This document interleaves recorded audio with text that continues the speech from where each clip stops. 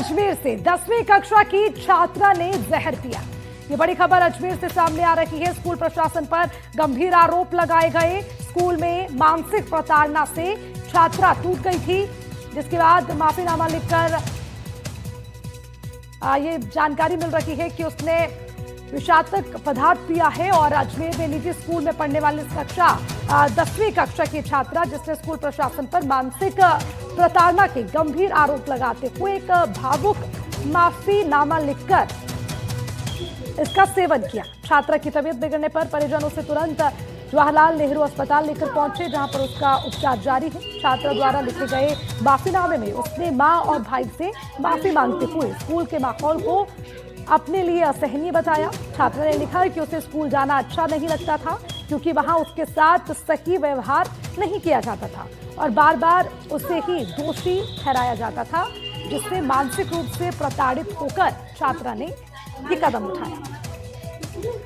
मेरी बेटी का नाम 10वीं क्लास में पढ़ती है, सिद्धि है। वो स्कूल नहीं जाती थी क्योंकि उसको किसी भी बच्चे से बात नहीं करने देते थे। और कोई बच्चा बात भी करता था तो उससे कहते थे सिद्धि से बात मत करो, ऐसे टोटते थे। स्कूल नहीं जाती थी। उसकी 60% अटेंडेंस थी।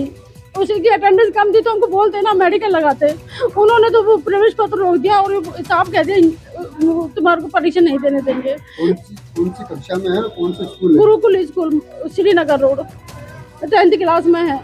हमने रोज जाके हमने उनके पैर तक पकड़ लिए, उन्होंने नहीं सोल्यूशन निकाला।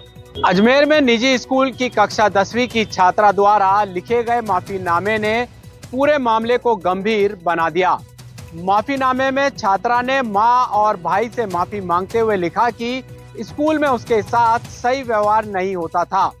टीचर्स उसे बार बार टोकते और डांटते थे, जिससे उसे स्कूल जाना अच्छा नहीं लगता था। छात्रा ने यह भी लिखा कि उसे अन्य छात्राओं से बात करने से रोका गया। इन्हीं बातों से आहत होकर छात्रा ने विषाक्त पदार्थ फिनाइल का सेवन कर लिया, जिससे उसकी तबीयत बिगड़ गई।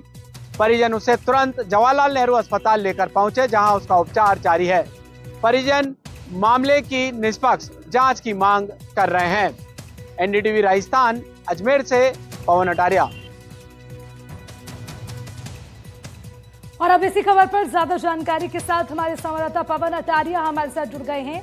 सीधा उनका रुख करेंगे। पवन, देखिए 10वीं कक्षा की छात्रा मानसिक प्रताड़ना के चलते इस तरह का बड़ा कदम उठाया, स्कूल पर उन्होंने सवाल उठाए हैं, आरोप लगाए। जरा विस्तार से बताइए कि कब से ये चल रहा था छात्रा के साथ? क्या इसको लेकर पहले कभी परिजनों से बात हुई, स्कूल में शिकायत की गई? जरा विस्तार से पूरा मामला समझाइए। जी बिल्कुल, देखिए अभी तक जो है वो एक पक्ष सामने आया है और यहाँ पर जो पीड़ित छात्रा है, उनकी जो माँ है, उन्होंने स्कूल प्रशासन पर गंभीर आरोप लगाए हैं। अगर माँ की बात माने जाए तो उन्होंने कहा कि बेटी को स्कूल में जाने से वो उसका मन नहीं करता था, इच्छा नहीं करती थी। कारण पूछने पर यह बताया गया कि बच्ची जब स्कूल में दूसरे अन्य स्टूडेंट से बात करती थी तो दूसरे स्कूल के दूसरी की क्लास के बच्चों को स्कूल प्रशासन कुछ नाम बताए हैं टीचर्स के, वो उसे कहते थे कि ये बच्ची अच्छी नहीं है, इससे बात मत करो।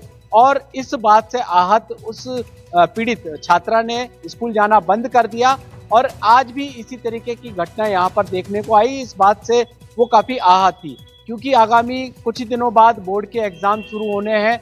परीक्षा पत्र लेने वह स्कूल गई। स्कूल प्रशासन ने जो प्रवेश पत्र है वो देने से साफ इनकार कर दिया और ये हवाला दिया कि बच्ची की अटेंडेंस शॉर्ट है। हालांकि बच्ची की परिजन का कहना है कि वह मेडिकल लगा देते या कोई दूसरा रास्ता निकाल लेते, मगर स्कूल प्रशासन ने उसको प्रवेश पत्र नहीं दिया। इस बात से बच्ची नाराज हो गई, गुस्सा हो गई। उसने अपने भविष्य को अंधकार में देखा और फिनाइल का सेवन करके एक माफीनामा भी लिखा, जिसमें अपनी माँ और भाई को कहा कि मुझे माफ करना, मेरे साथ स्कूल में इस तरीके की सौतेला व्यवहार किया जा रहा है, इस बात से मैं परेशान हूँ, इसलिए ये कदम उठा रही हूँ। फिलहाल बच्ची की जो हालत है वो उसकी स्वास्थ्य में लगातार गिरावट आ रही है। अस्पताल प्रशासन ने अलवर थाना पुलिस को भी सूचना दी है, क्योंकि एमएलसी का केस है, आत्महत्या जैसा प्रकरण है। पुलिस ने भी प्रकरण की यहाँ पर जांच है शुरू कर दी है।